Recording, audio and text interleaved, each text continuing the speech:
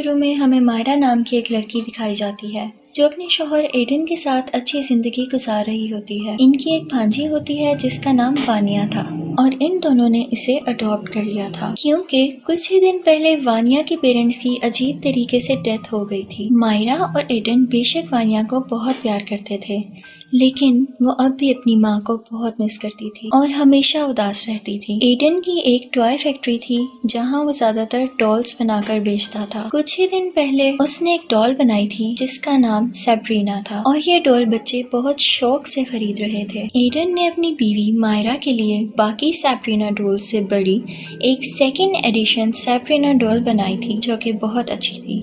मायरा को एडन का दिया हुआ ये तोहफा बहुत अच्छा लगा था। सीन चेंज होता है और हम देखते हैं कि वानिया अपने स्कूल में है। वहाँ उसका एक दोस्त चार्ली गेम खेल रहा होता है। इस बच्चे का नाम डिट्टो था और वो चार्ली की मदद से अपनी ग्रैंड मदर के सोल को रियल वर्ल्ड में बुला रहा था। वानिया को ये सब देखकर बहुत अच्छा लग रहा था। डिट्टो वानिया को बताता है कि इस गेम को खत्म करने के लिए लोगों को प्रे करनी होती है ताकि इस गेम में बुलाई गई सोल्स वापस जा सकें। डिट्टो वानिया को iOS ऐप के बारे में भी बताता है जिसकी मदद से सोल्स को ढूंढकर देखा जा सकता था।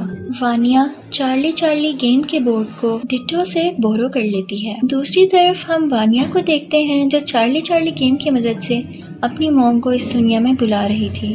वानिया को फील होता है कि उसकी मॉम की सोल रियल वर्ल्ड में आ चुकी है और वो iOS ऐप इस सोल को ढूंढने लगती है। जाहिर है कि ये ऐप फेक थी और वानिया को अपनी मदर की बजाय अपनी आंट मारिया दिख जाती है। मायरा वानिया को उसके कमरे में सुला देती है और सोने से पहले उसे सैब्रीना डॉल भी देती है। जब वानिया सो रही होती है तो हम सैब्रीना डॉल की आइज को मूव करता हुआ देखते हैं विच मीन्स चार्ली गेम से वाकई कोई सोल आई थी और अब वो सैब्रीना डॉल के अंदर थी। नेक्स्ट डे हम सैब्रीना डॉल को घर में अपने आप जगह बदलते हुए देखते हैं जिसे देखकर वो डर जाती है। रात को जब वानिया दोबारा उस iOS ऐप को यूज करती है तो उसे कोई सोल नजर आती है जो असल में एक डमी थी। फिर तभी कोई सोल वानिया को अलमारी में खींच लेती है। वानिया ये बात सुबह अपनी आंट को बताती है और मायरा वानिया को समझाती है कि उसकी माँ एंटनी अब इस दुनिया में मौजूद नहीं है लेकिन एंटनी वहाँ मौजूद होती है। अगली रात मायरा को अपने घर में एंटनी दिखती है और देखते देखते एंटनी एक डीमन में तब्दील हो जाती है और मायरा को मारने की कोशिश करने लगती है। मायरा चिल्लाते हुए वहाँ से भागती है। ये आवाज सुनकर एडन भी वहाँ पर आ जाता है। ये डीमन इन दोनों पर अटैक कर देती है और ये डीमन किसी तरह भी इनको जाने नहीं देता लेकिन ये लोग अपनी जान बचाकर वहाँ से भाग जाते हैं। अब वो लोग जान गए थे कि उनके घर में किसी तरह का डीमन है तो वो मिस लारास और उनके हस्बैंड मिस्टर रेनार्ड से मिलने जाते हैं जो इनफैक्ट पैरानॉर्मल एक्सपर्ट्स थे। मिस लारास उनके साथ फौरन उनके घर जाती है और वहाँ चार्ली गेम की मदद से एंटनी को वापस उसकी दुनिया में भेजने की कोशिश करती है। इसी दौरान चार्ली गेम के बोर्ड को अपने आप आग लग जाती है और वो जलने लगता है और घर की लाइट भी ऑफ हो जाती है। अंधेरे में ये डीमन वानिया को अपने काबू में कर लेता है और वानिया मिस लारास पर हमला कर देती है ताकि वह सब ना करे। लारास किसी तरह इस हमले से बचते हुए वानिया की बॉडी से इस डीमन को बाहर निकाल लेती है लेकिन ये डीमन अब आजाद होकर इन सब पर हमला करता है। यहाँ इन सब के दरमियान बहुत फाइट होती है और मिस लारास इस डीमन को उसी घर के अंदर बंद कर देती है। लारास से गलती ये हो जाती है कि वो सैब्रीना डॉल को भी अपने साथ बाहर ले आती है और ये डीमन इसी डॉल में आकर इनके साथ बाहर आ जाता है। लारास इस डीमन को पहचान गई थी और वो बताती है कि डीमन का नाम बाग्या है और ये कोई मामूली स्पिरिट नहीं है बल्कि ये डीमन की चाइल्ड है और बहुत ज्यादा पावरफुल है। यहाँ पर हमें वानिया के पेरेंट्स की डेथ के बारे में भी पता चलता है और लारास बताती है कि वानिया की माँ एंटनी को बाग्या ने ही अंडर कंट्रोल कर लिया था और इसी ने वानिया के फादर को भी मारा था। लारास और रेनार्ड दोनों ने मिलकर किसी तरह बाग्या को उसकी दुनिया में भेजा था लेकिन इसी दौरान एंटनी की भी डेथ हो गई थी। वानिया ने चार्ली गेम की मदद से एंटनी को वापस बुलाया था तो बाग्या का डीमन हमारी दुनिया में वापस आ गया था। बाग्या को मारने का सिर्फ एक ही तरीका है कि लारास बाग्या को उसके ट्रू फॉर्म में विरासत में मिले खंजर से मारे जिस खंजर को बाग्या को मारने के लिए ही बनाया गया था। ये खंजर फिलहाल रेनार्ड के पास था रेनार्ड को ये खंजर कई साल पहले एक केव में मिला था, जहाँ इस खंजर को खुद डीमन के जरिए छुपाया गया था।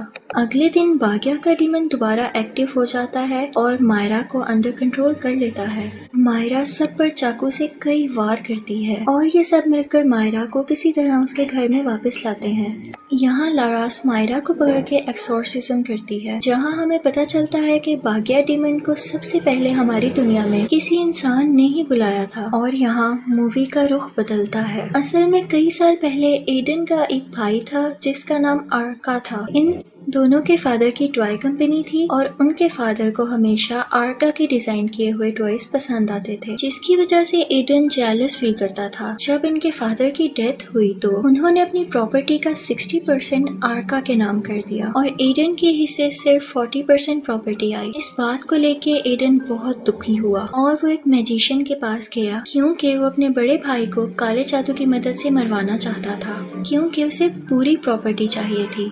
और उसी मैजिशियन ने बाग्या के डीमन को हमारी दुनिया में बुलाया था और इस डीमन को एक ह्यूमन बॉडी चाहिए थी। बाग्या ने पहले आर्का को अंडर कंट्रोल करने की कोशिश की थी, लेकिन आर्का उसके काबू में ना आ सका। इसलिए बाग्या के डीमन ने आर्का की बीवी एंटनी को पोजेस कर लिया, यानी अपने काबू में कर लिया। एंटनी और आर्का ही वानिया के पेरेंट्स थे और जब लारास ने बाग्या से मुकाबला किया तो उस दिन एंटनी और आर्का दोनों की डेथ हो गई थी, यानी कि वानिया के पेरेंट्स की मौत का जिम्मेदार यानी रिस्पॉन्सिबल एडन था।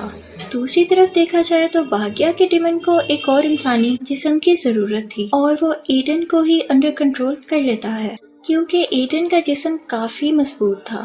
पोजेस्ड एडन इन सभी पर हमला कर देता है और रेनार्ड किसी तरह इस डीमन को एडन के जिस्म से बाहर निकालता है। अब ये डीमन अपनी असली शक्ल में लारास पर हमला कर देता है और इसी दौरान लारास विरासत में मिले उस खंजर से बाग्या के डीमन को हमेशा के लिए मार देती है। फिर मूवी का एंडिंग सीन दिखाया जाता है, जहाँ पर पुलिस एडन को अरेस्ट कर लेती है और फिर हम देखते हैं कि वानिया और मायरा हंसी खुशी एक दूसरे के साथ जिंदगी गुजारती हैं। कुछ ही टाइम बाद लारास और रेनार्ड को एक पैरानॉर्मल डॉल के बारे में एक और खबर मिलती है। उसे पता चलता है कि इस डॉल के मुतालिक एक और केस आया है और इसके आगे कुछ नहीं दिखाया जाता। यहाँ पर मूवी खत्म हो जाती है।